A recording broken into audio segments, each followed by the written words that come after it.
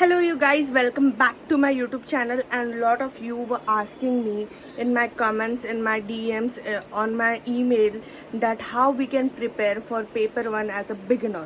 So and a lot of students have this disbelief also that हमें maths नहीं आता है, हमें लॉजिकल रीजनिंग में प्रॉब्लम है, हमें अदर डेटा इंटरप्रिटेशन में प्रॉब्लम है.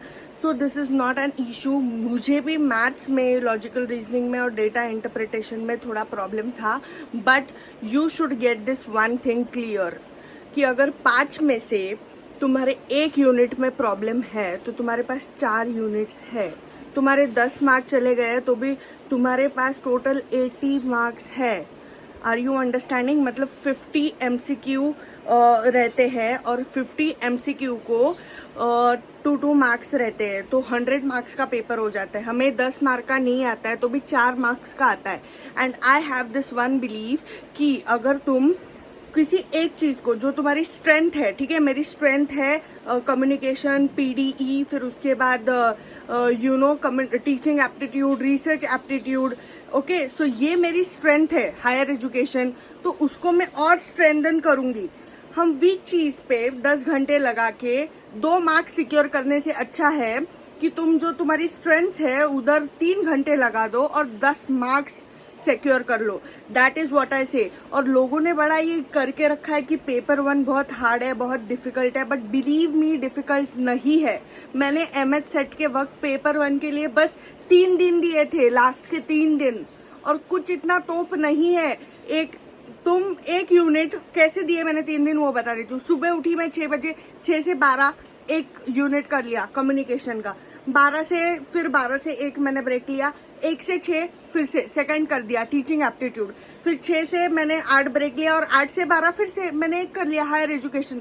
सो it is not a big deal कि पेपर 1 बहुत हार्ड है, पेपर 1 बहुत टफ है. अगर तुम किसी चीज को टफ मानते रहोगे तो वो तुम्हारे लिए टफ हो जाएगी, क्योंकि तुमने वैसा माइंडसेट बना रखा है. Not wasting your time. मेरे पास भी बहुत कम टाइम है, बहुत DMs आए और मैसेजेस आए, इसलिए ये वीडियो बना रही हूँ.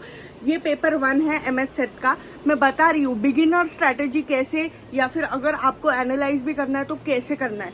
पेपर 1 ले लिया है, ठीक है, क्वेश्चंस ले लिए, ओके. तुमने अभी ये वाला क्वेश्चन ले लिया.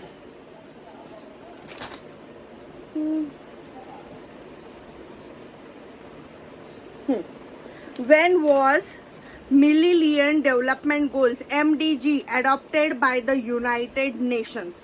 तो उसमें उन्होंने दिया है 1990, 1995, 2000, 2010.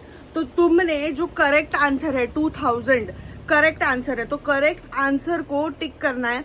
फिर मिलेनियम डेवलपमेंट गोल्स पे और इन्फॉर्मेशन ढूंढनी है, गूगल से, यूट्यूब से, किसी से भी ढूंढो. मोर इन्फॉर्मेशन ढूंढनी है कि कब वो एडॉप्ट हुआ था, कब उसका एक्सपायर होने वाला था MDG, फिर कितने दिन का उनका कोर्स था, कितने दिन उन्होंने टाइम दिया था, 10 years, 4 years, 5 years, वो देखना है. ये हो गया MDG. फिर अभी क्या करना है, सेकंड SDG पे जाना है.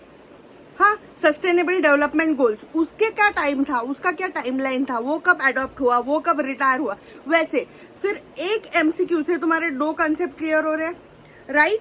वैसे ही तुमको हर एक चीज का करना है. What is the target year for achieving sustainable development goals. देखो सेकंड ही क्वेश्चन आया है, मतलब मैंने ये देखा भी नहीं था, बट ये सेकंड ही क्वेश्चन था. मतलब जब तुम मिलेनियम डेवलपमेंट का कर रहे हो तो तुम्हारा सस्टेनेबल डेवलपमेंट का सेकंड ही क्वेश्चन दिया है. हो सकता है अगले एग्जाम में भी आ जाए, तो इसलिए हमें जो अलग बिट्स रहते हैं, बाकी के 3 बिट्स रहते हैं, उस पर भी प्रिपेयर करना रहता है. क्यों प्रिपेयर करना रहता है? हो सकता है कि वो दूसरे जो बिट्स जो आंसर नहीं थे वो अगली बार क्वेश्चन में डाल दे. Are you understanding it? तो वैसे करना है तुम्हें. तो ये हो गया तुम्हारा पेपर 1 का. ऐसे MCQ तुमको ये करना है. उधर 2 लैंग्वेजेस दिए है, हिंदी, इंग्लिश और Marathi. So if you don't know, it is Marathi में भी समझ सकते हो. Indian education system generally is divided into following periods. तो फॉलोइंग पीरियड्स में इंडियन एजुकेशन सिस्टम डिवाइडेड है, ऐसा उनका बोलना है, ठीक है. तो अभी हायर एजुकेशन का क्वेश्चन है ये. तो तुम जब ये फॉलोइंग एजुकेशन सिस्टम कौन से इसमें डिवाइड है, ये वाला ऑप्शन राइट वाला सीखते हो, तो तुम दूसरा भी करो लगेज कि पुराने एजुकेशन सिस्टम किधर से स्टार्ट हुई, किधर से फर्स्ट एजुकेशन सिस्टम था, फिर उसके बारे में इंफॉर्मेशन निकालो, उसको किसने प्रोपाउंड किया, उसको किसने प्रोपागेट किया, किसने उसको बढ़ाया, ये हो गया तुम्हारा। तो ऐसे तुमको एमसीक्यूज रीड करने हैं बेटा। Now I have made it very clear कि how you have to do it, so there is no doubt in it. MCQ paper 1 के कैसे एनालाइज करना है ये बता दिया है, और बस एनालाइज नहीं करना है, उसको लिखना भी है। Okay, so you have to write the MCQs as well. मतलब जो तुम्हें पॉइंट्स लगता है, जैसे फर्स्ट एसडी मिलेनियम डेवलपमेंट 2000 तक था, एडॉप्टेड 2000 को एडॉप्टेड था, तो वो तुमने लिख लिया। फिर एसटीजी कितने ईयर्स के लिए था वो तुमने लिख दिया। ओके, डन, एमसीक्यू हो गए। फिर उसके बाद ये बुक निकाल लो, मतलब 2-3 दिन एमसीक्यू एनालाइज करो, यूट्यूब पर से सीखो, नोट्स बनाओ, समझो, हो गया। फिर उसके बाद ये बुक निकाल लो, और फिर ये बुक निकालने के बाद देखो प्रीवियस ईयर्स क्वेश्चन में कौन से टॉपिक्स रिपीट हो रहे हैं। जो भी टॉपिक्स रिपीट हो रहे हैं, जैसे मैंने इधर किया है, जो भी टॉपिक्स रिपीट हो रहे हैं उनको ऐसे हाईलाइट कर दो और मार्क कर दो पेंसिल से। जो भी टॉपिक्स रिपीट हो रहे हैं उनको हाईलाइट और मार्क कर दो, ठीक है, पेंसिल से। और जैसे ही तुम मार्क कर लोगे तुमको और कॉन्फिडेंस आने लग जाएगा कि अभी तुमको पेपर के बारे में समझने लग गया है। अभी तो तुमने स्टार्ट किया है, प्रिपरेशन स्टार्ट किया और इतना अच्छा समझने लग गया है, तुमको समझने लग गया किस एरिया से कौन से टॉपिक्स पे ज्यादा क्वेश्चन पूछते हैं। So you will be very very happy and you will build a confidence in your self. Do not think paper 1 is difficult, paper 1 is very easy. बस अपने स्ट्रेंथ्स पे फोकस करो, वीकनेस पे focus मत करो बेटा। वीकनेस पे focus करोगे तो उधर ही अटक के रह जाओगे, ये नहीं आ रहा है, वो नहीं। वीकनेसेस पे फोकस करना छोड़ दो, वीकनेसेस पे फोकस मत करो। ये नहीं आ रहा है, वो नहीं आ रहा है, ये नहीं समझ रहा है, वो नहीं समझ रहा है। जो आ रहा है उसको करो, जो आ रहा है उसको करने लग जाओ, जो आ रहा है उसके इंपॉर्टेंट टॉपिक्स ढूंढो। फिर तुमको खुद पे कॉन्फिडेंस आएगा, और जब तुमको खुद पे कॉन्फिडेंस आएगा तो तुम कुछ भी अचीव कर सकते हो, ये तुमको बिलीव होगा। जब तुम बिलीव करोगे तो तुम कर पाओगे। समझा तुमको? अभी मैंने ये बुक से आपको बताया है, ये है UGC net Pearson publication KVS Madan की बुक। इसमें से देखना है, क्या देखना है, इंपॉर्टेंट टॉपिक्स। हमने पीवाईक्यू एनालाइज कर लिए फर्स्ट स्टेप, उसके बाद हमने उसके नोट्स बना लिए, उसके बाद हमने यूट्यूब पर से जाके वो टॉपिक के बारे में जिसके नोट्स बनाए, जो कंसेप्ट हमने लिखी, उस कंसेप्ट के बारे में समझ के लिया यूट्यूब से। डन, 2 स्टेप हो गई है। फिर उसके बाद हमने ये बुक खोला, इस बुक में देखा कि कौन से इंपॉर्टेंट टॉपिक्स है, पेपर में कौन से ज्यादा पूछे जाते हैं। फिर हमने मार्कर से हाईलाइट कर दिया और फिर उसी टॉपिक को रीड किया, रीड करके और नोट्स निकाल लिए। कोई हरा सकता है तुमको?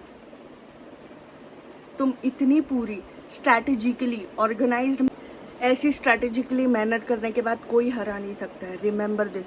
लोग अपनी स्ट्रैटेजीज नहीं बोलते, लोग नहीं बोलते उन्होंने कैसी पढ़ाई की, लोग नहीं इतना डिटेल समझाते। लोग बोलते पीवाईक्यूज एनालाइज करो, फिर रीड करो, फिर वीडियो से सीखो।